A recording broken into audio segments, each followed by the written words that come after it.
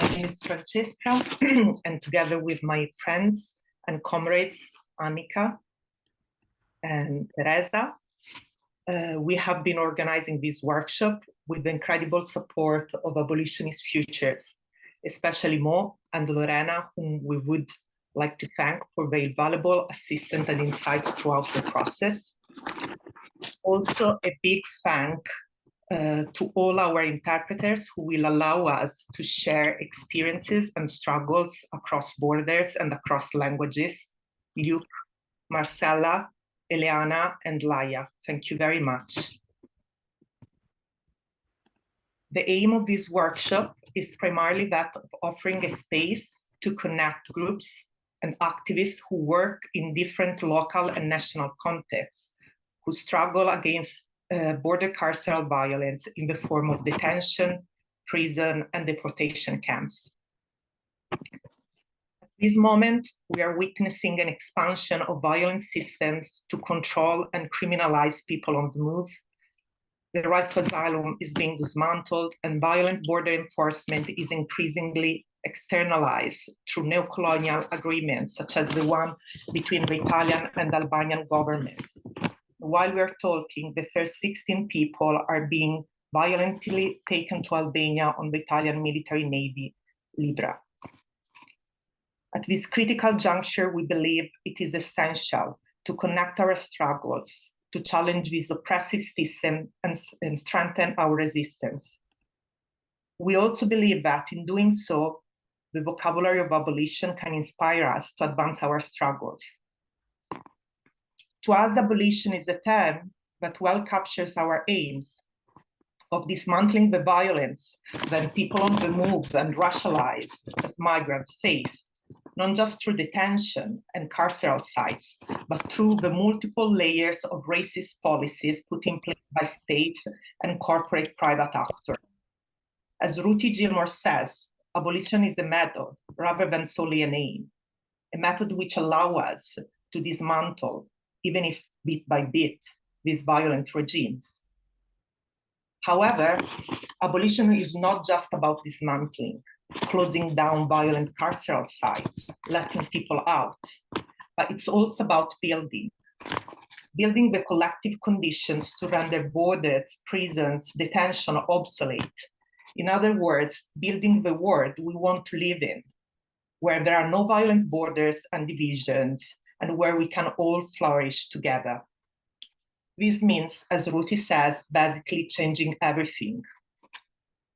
So this workshop is envisioned as a space to discuss what abolition and its underpinning word-making project means to us and how it translates into our local struggles and context.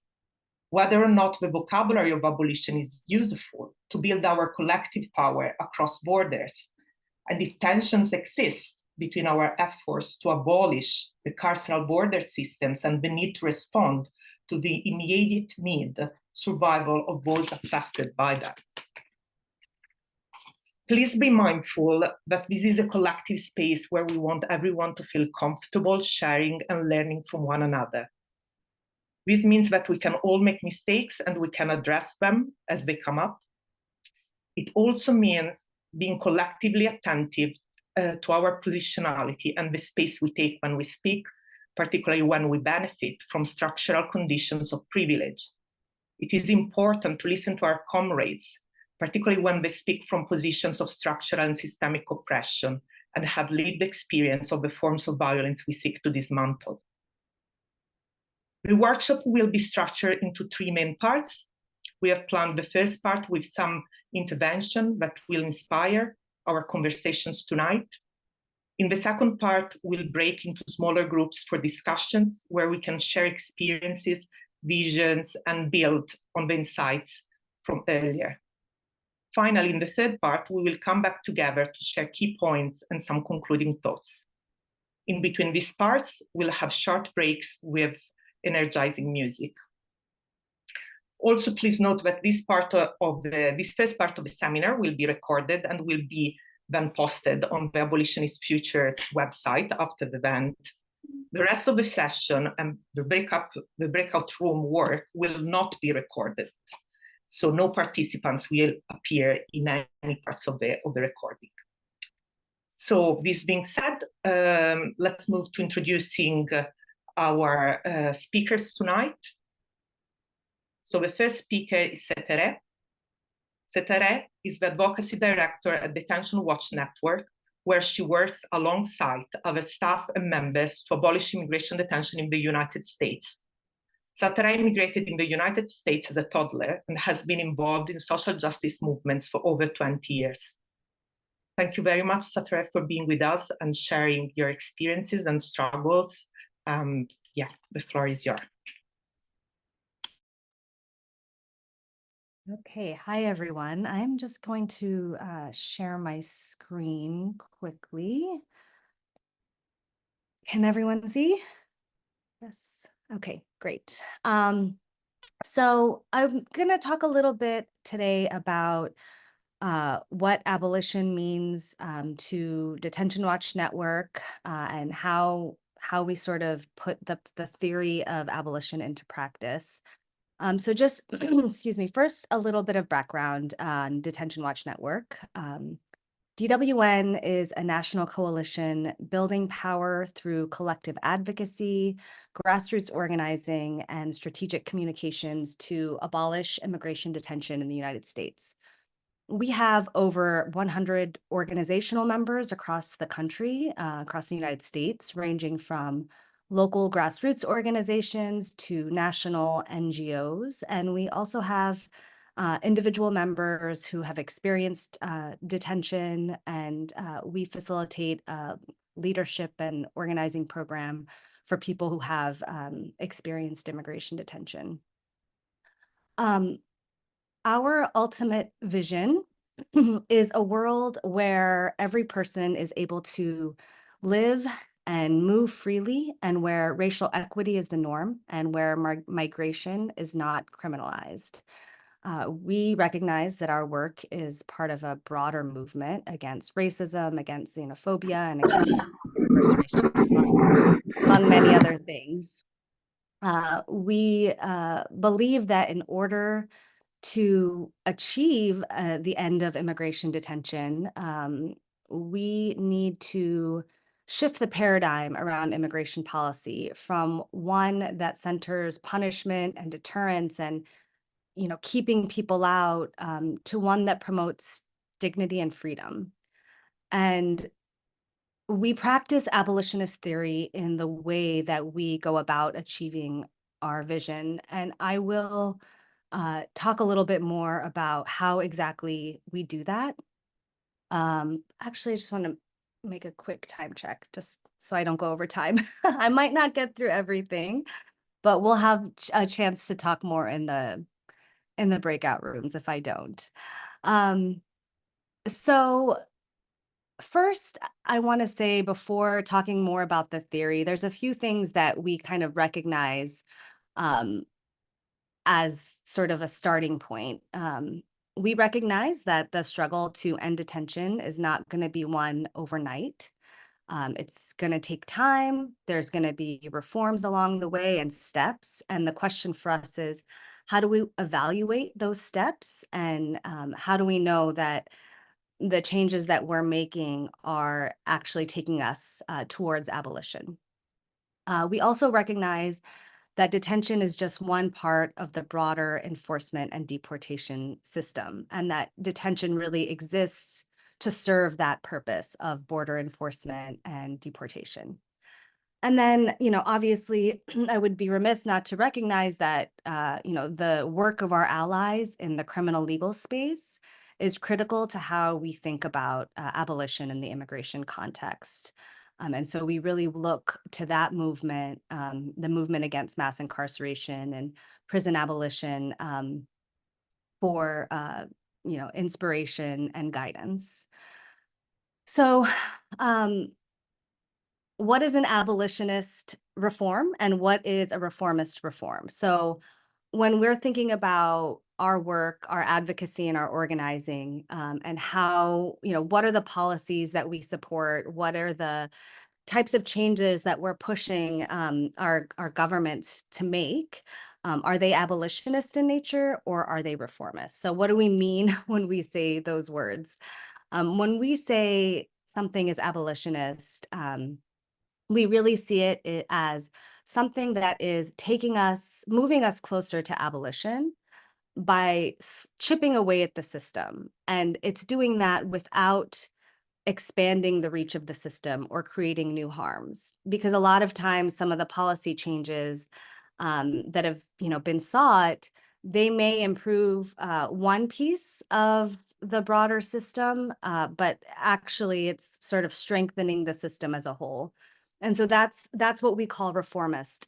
Those are interventions or changes in policy that may on its surface seem like progress, but in fact maintains or expands the infrastructure and reach of the enforcement and detention system.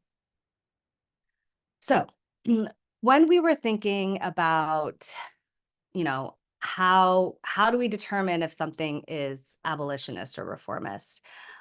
We, again, as I said before, look to the example of our allies and comrades in the criminal punishment space, really looked to the resources that they have provided us and sort of adapted some of those resources for our own uses. And we came up with a series of questions that we ask when we're considering a policy. Are we going to endorse a specific piece of legislation, or are we going to push for for different changes in the system?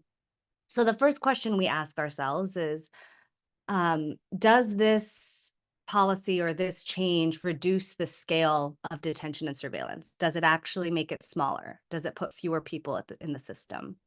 Two, does it chip away at the current system while not creating any new harms, or without helping some people at the expense of others? A lot of times we'll see that proposals will sort of elevate one particular group of people as deserving, while at the same time kind of targeting another group as undeserving. And that's something that we don't want to replicate and we don't want to do. So are we chipping away at the system without, without doing it at the expense of some other group?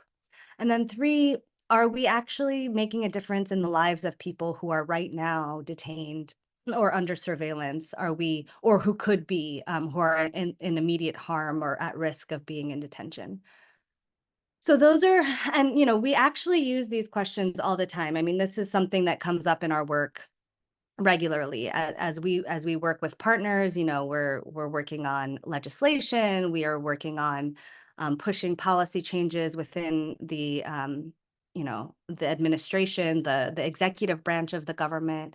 And whenever something new comes up, or whenever we're kind of deciding, is this something we want to work on? These are questions that we are constantly asking ourselves. And we created a resource that it'll be linked at the end of my slides, and I can drop it in the chat later, to provide some examples of, like, okay, so we have these questions, what does that mean in actuality? So I will go through a couple of examples, and then happy to sort of answer questions or talk more in the breakout rooms. So at Detention Watch Network, one of our main campaigns is the Communities Not Cages campaign, where we work really closely with, 1 minute left. Okay, thank you. With local grassroots organizations who are actively trying to shut down detention centers in their communities. So this is obviously, we have decided that this is an abolitionist step. And so why is that? If we're able to close or shut down a detention center, we're immediately able to reduce the scale of detention. We have taken offline some capacity for the system. It doesn't create new harm because it's literally taking away. And it provides an opportunity for people who are in that facility today, who are in detention, to be released, because closures oftentimes, create the space for us to mount defense campaigns to get people out of detention and to stop their deportations. So we recognize this as an abolitionist step, but we also recognize that sometimes there are tensions within that. So we really do need to work on pushing for releases. And I'm going to stop there since my time is up. And I look forward to getting into some of the questions around what are the tensions that exist in different interventions, whether they're abolitionist or reformist, in our breakout rooms. So thank you.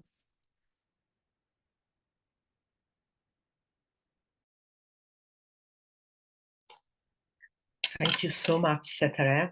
That was really inspiring and really important to also guide us in our struggles that are often complex and involve also different temporalities. So our next speakers are Sheikh Madieh. So Madieh is part of the Ragazzi Bifal crew. He is vice president of the Maldusa Association in Lampedusa and Palermo. And Sheikh is vice president of the Ragazzi Bifal crew and coordinator of the Maldusa Palermo station. So together they run projects in solidarity with criminalized migrants and in particular boat drivers, captains, who are currently in prison or on trial. They do so by organizing letter writings and also organizing legal and material support to those imprisoned. Thank you very much for being with us. Sheikh and Madieh, the floor is yours.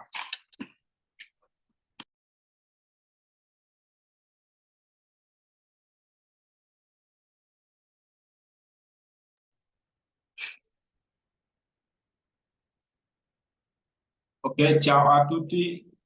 Good evening, everyone. I'm Madieh. I belong to Ragazzi Bifal in Italy. Can you hear me well? Sì, ecco, ora vi vediamo pure, sì, e vi sentiamo. Yes, we can also see you apart from hearing you. Maybe you could get closer to the microphone. As I was saying, what do we mean when we say abolitionism? In my opinion, detention centers should not exist. Detention camps should not exist. Just like jails. So it is important to know what these centers are like. It is super important to know what they are like. In our association, our main target is trying to support our brothers and sisters who are incarcerated.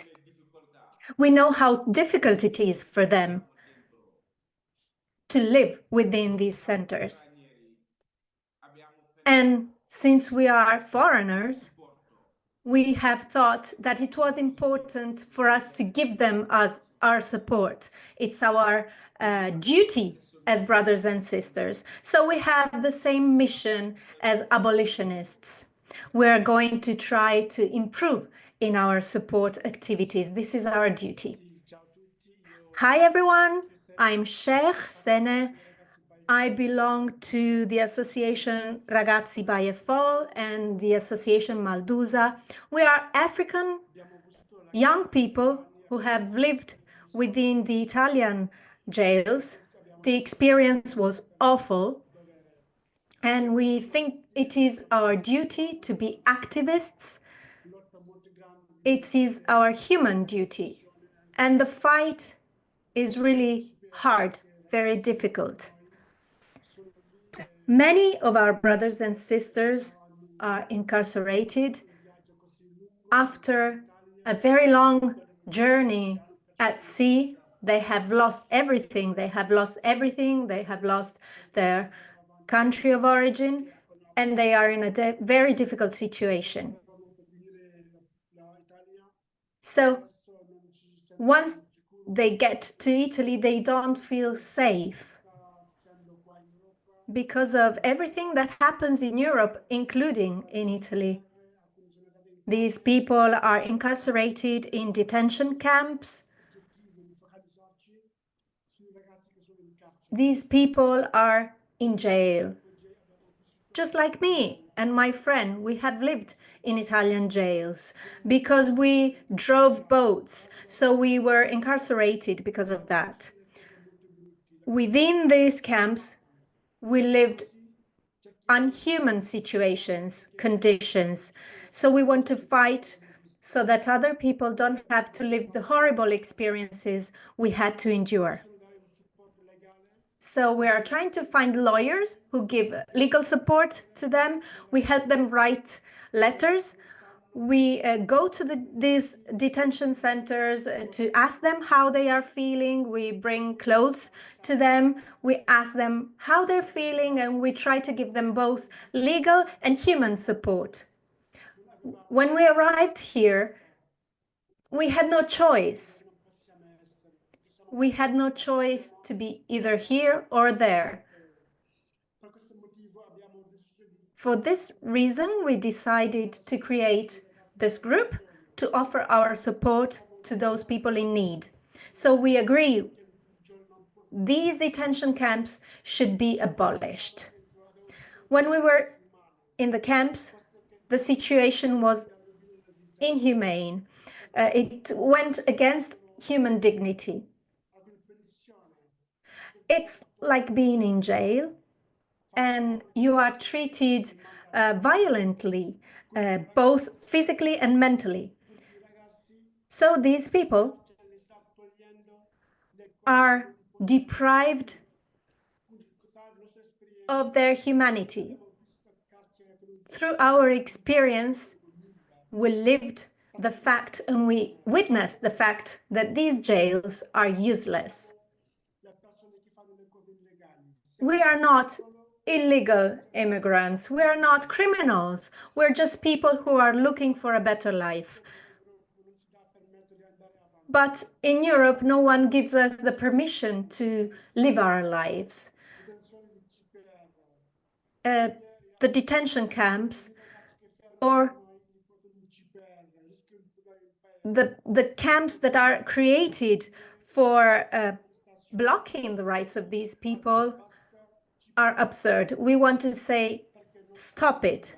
It makes no sense. It's useless. So we're here to listen to all of you, to learn from your experience, to have more material in order to keep on fighting. It's a war we're not fighting with weapons, but with passion.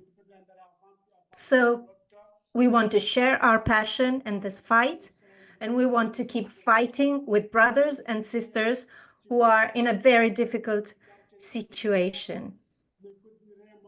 We will keep on fighting, we will keep on looking for solutions, and we will keep on looking for good ideas. Dear colleagues, dear friends, please keep listening to us. Please keep supporting those people who are enduring this situation.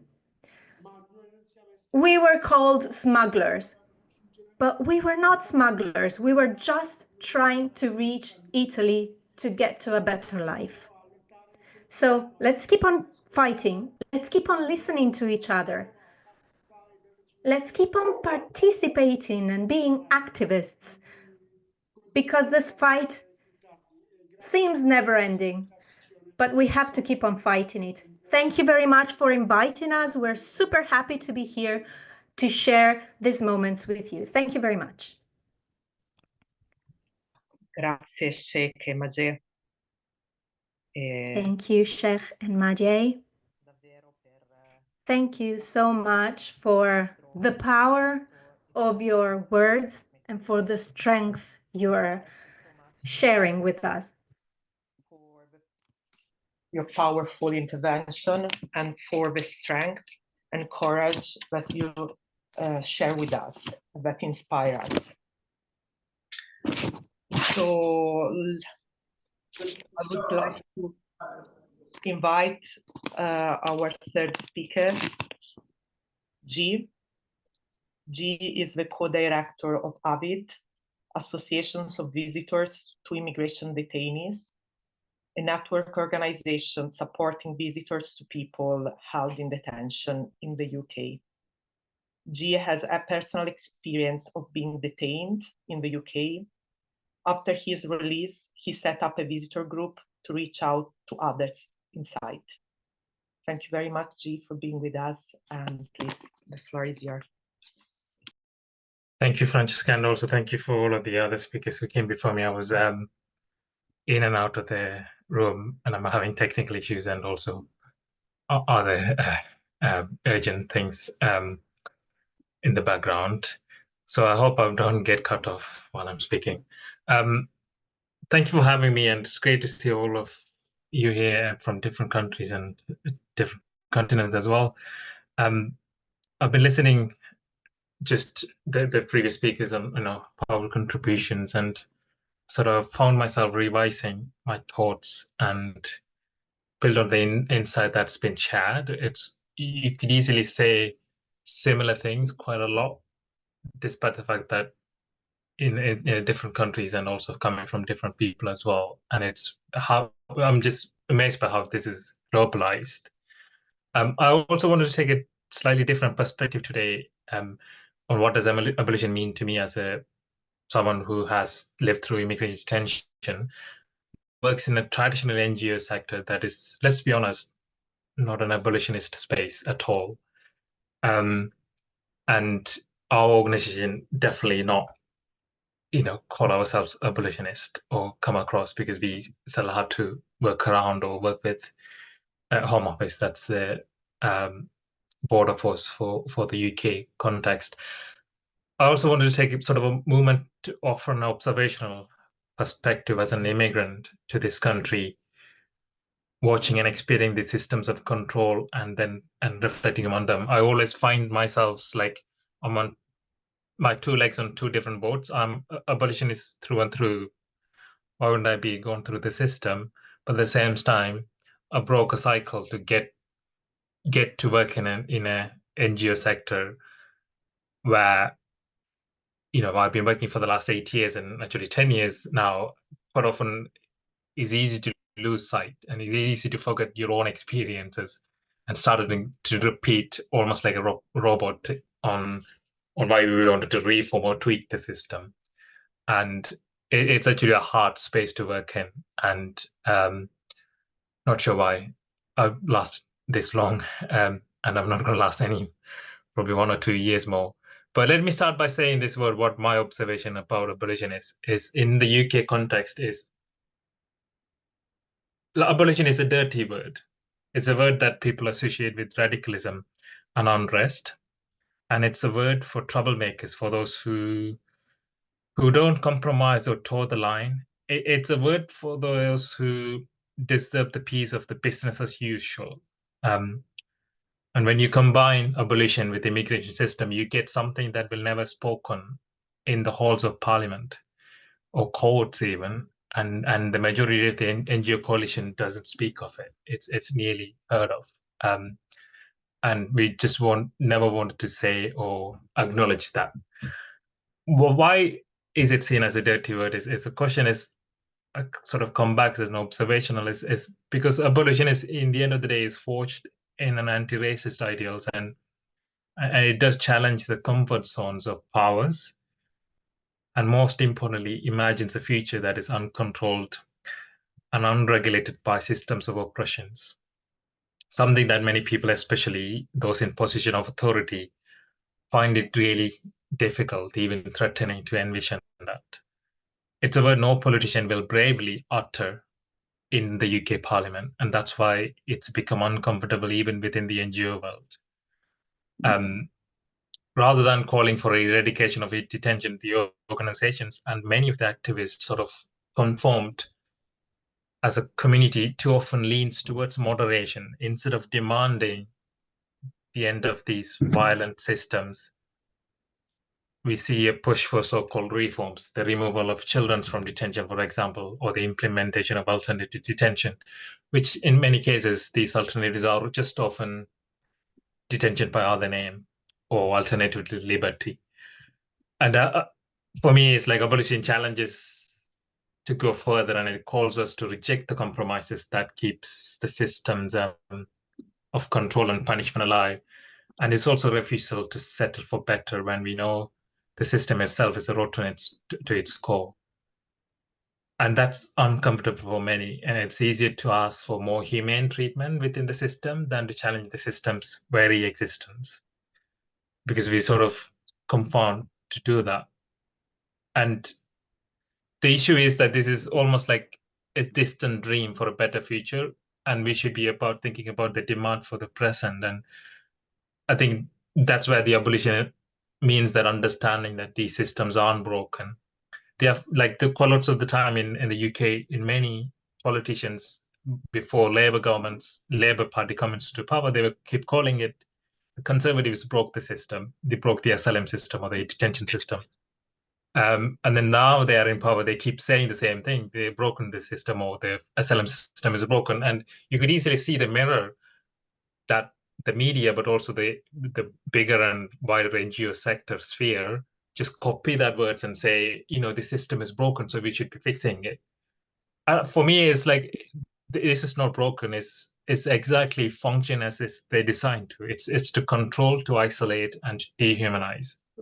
And immigration detention in the UK is a stark example of this so-called broken system.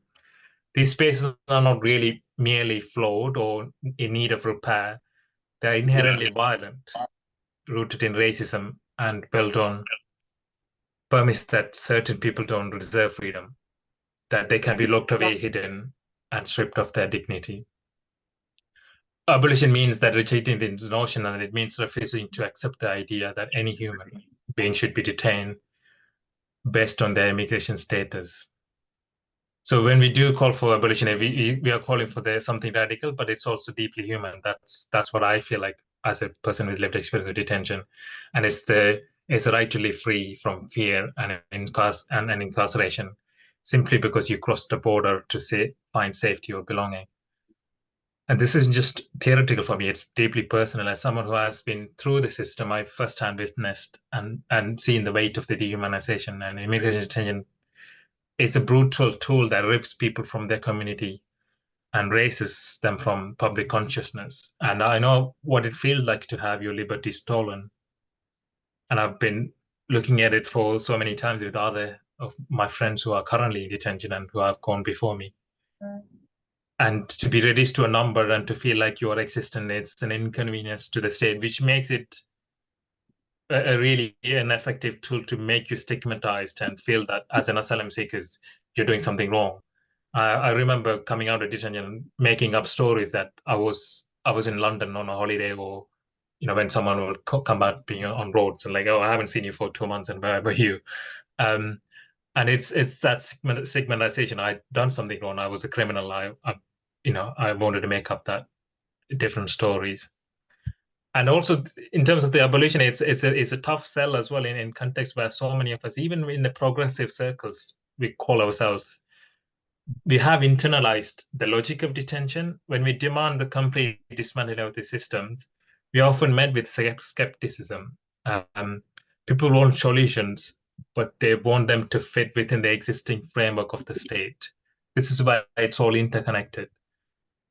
Quite often I get to have this discussion, and I quite often met with some surprise comments like, what about dangerous people? When you're talking about ending detention, what about dangerous people?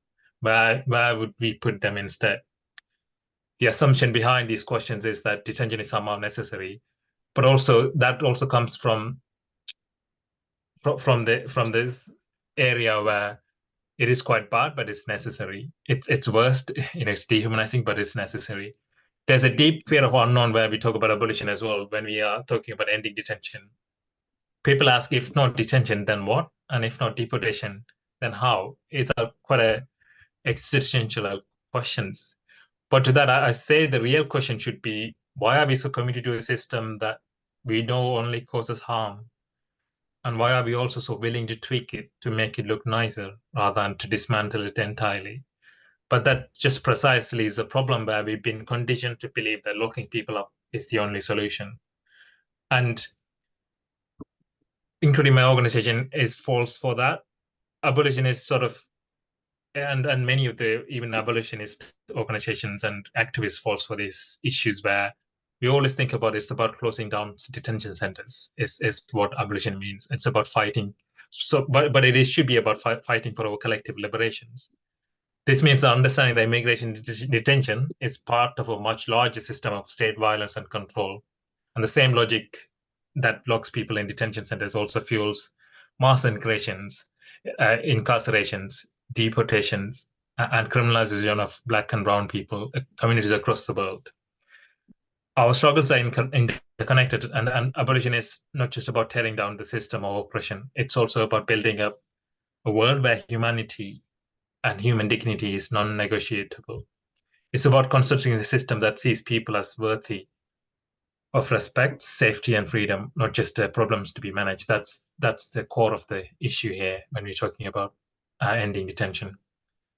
And in the context of UK, this mindset is pervasive, and even those who understand the harm of detention often fall back to reforms, just suggesting that we make these spaces more humane or better conditions. And you can't really simply humanize a fundamentally inhumane system. And you can't put up a fresh paint on the walls and it doesn't change the fact that detention exists to isolate and dehumanize. You can't humanize a system designed to crush this human spirit. So this brings me to sort of a tension between reform and an abolition.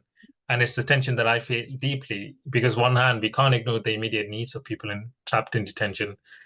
But I've been in those spaces. I know the urgent need for better healthcare,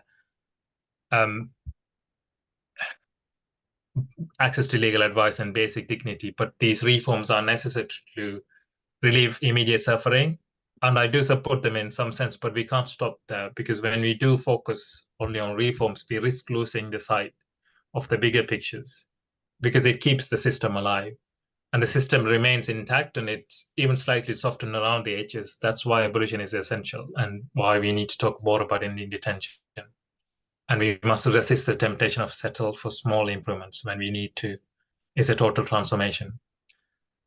I think we should take a different lens to see both of these works as actively disrupting detention. Questions are how is your work providing legal advice is disrupting the deportation regime? How is visiting disrupting the isolations? It's a state-sponsored isolation. How does it visiting disrupting individual staff's humanitarian ideals so that we make them a little bit more fully human?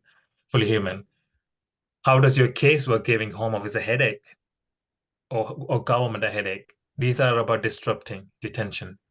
And reform can make the system more palatable, but it doesn't change its purpose. So more humane detention is still like detention centers. I'm really sorry.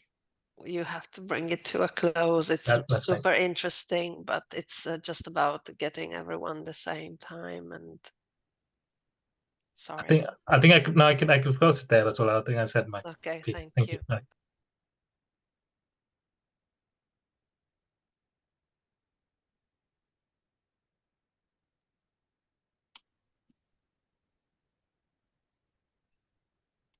Thank you so much, Jean.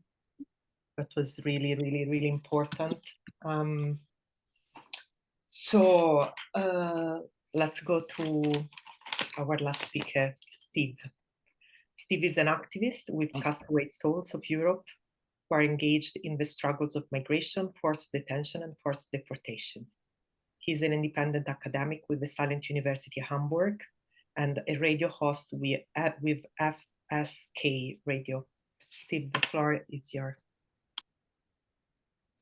Yeah, thank you very much. First of all, I want to say thank you for the host who hosted us. And I also want to say thank you to my previous speakers. Just after hearing some of you, I really think my notes on my speech sort of that I wrote, I kind of have to throw that in the garbage and just maybe pick some things from it. So speaking from my experience, I always say I do not want to focus on the advertisements of any more my detention or my journey through this impossible system. And then through that, questioning what abolition means to me, like one of these previous speakers mentioned,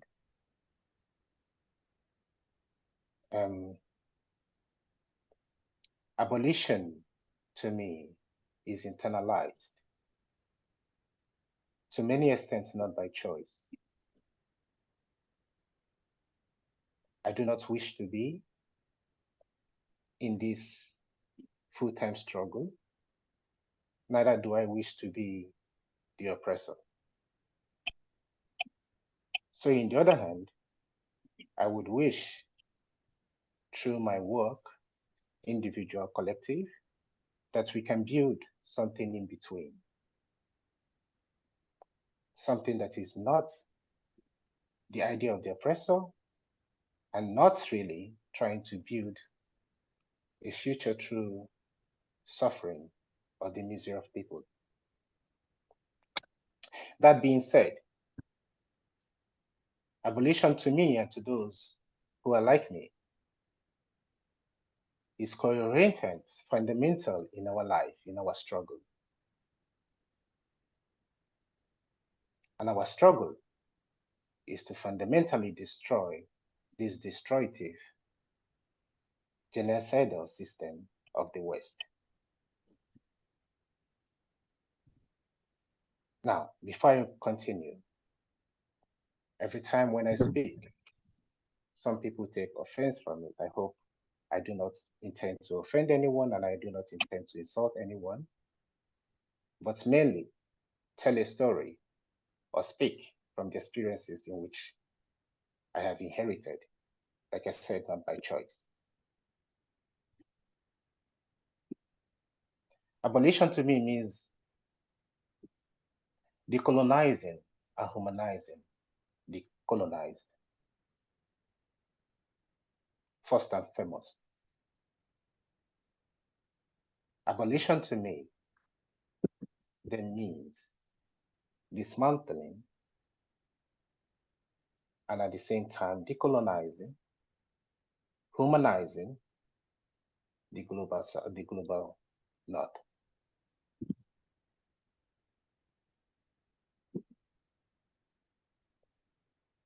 We might sit here and talk about what we should reform, how we should reform. For those people from my positions, we are no longer interested in reforms. For those who abolition means something in their life, they no longer talk about reforms. What we need is the discussion of something in between to dismantle the way of life, the so-called way of life that we have in the global North. So that in essence means to me, abolition is to dismantle borders, dismantle the deportation regime, to dismantle the criminalization of migrants, to educate and to decolonize.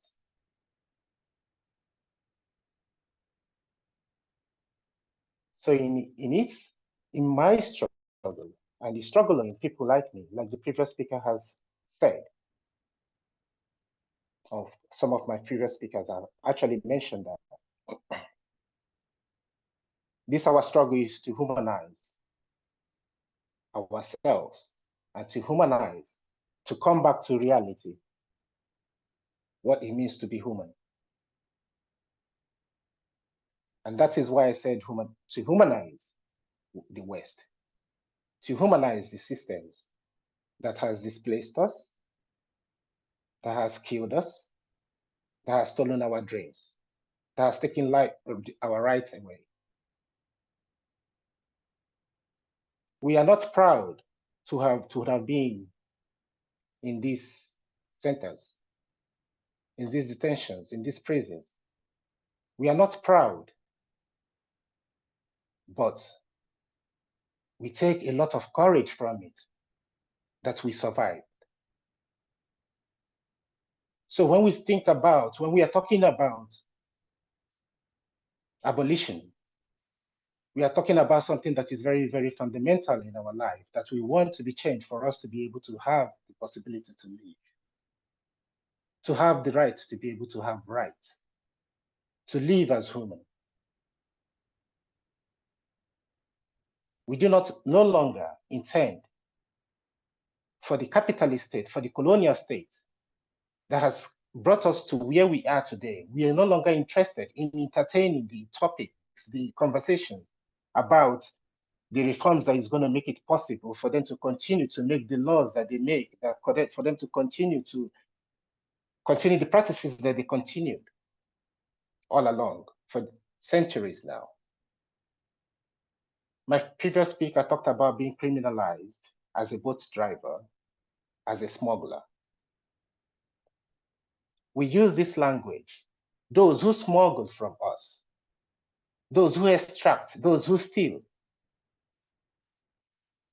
call us the ones who are stealing from them. So fundamentally, abolition to me means to dismantle this system, to change the narrative, to humanize those who they call the unwanted in this part of the world.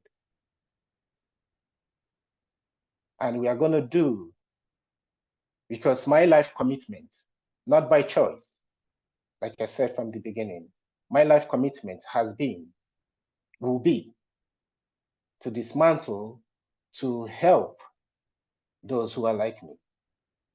And together with those who are from the West, who want to work together to dismantle the system, to work together with us to create something new.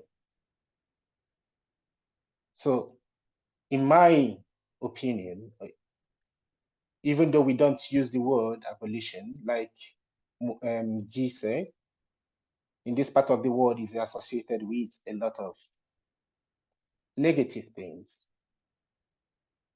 But we embody in everything we do, in everything we advocate for, in everything we struggle against, is to dismantle this very system. And that for us, with allies who want to, in reality, work towards a humanistic idea or another idea that is humanistic, that is not in any way possible talking about coexisting with oppression, that go hand in hand with oppression. We are campaigning that these people, that people like this, like you, me, can look at ourselves tomorrow and call ourselves human patriots.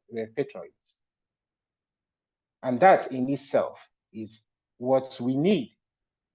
Maybe not to call ourselves as abolitionists, maybe not to call ourselves anything else in order to fit, but to do things in the everyday life that we see, that changes, that we go away from the narrative that we've been taught, that we've been indoctrinated, that supports the system, that the system benefits from, but to create something new. And those things that are new, something different, we see it every day because we see the different organizations, the different people, these different struggles who are trying to create something new. What we are urging is to work together to create something new, to abolish, because we are done with reform. In 2015, I give that as a little story. Many of you will remember, there was the little boy called, there was the little boy who drowned, and now I forgot his name. In 2015, that created the so-called summer of migration in Europe. And in 2015, at the same time, there was the whole new reforms against migration. And a lot of us, like G said earlier, will support this because we so believe that we need to have borders, but we forget that borders are unnatural, that these are man-made. And we need to come back to humanizing ourselves again and doing things differently. And I'm sorry my time is up, and hopefully I can express myself much better later. Thank you. Thank you so much, Steve. And thank you to all the speakers for sharing their experiences, their struggles, their insights. It was mind-blowing to listen to you all, and so very inspiring. I think there's so much to think about. I'm sure, we'll continue to build on this inspiration and these insights in the second part of the workshop.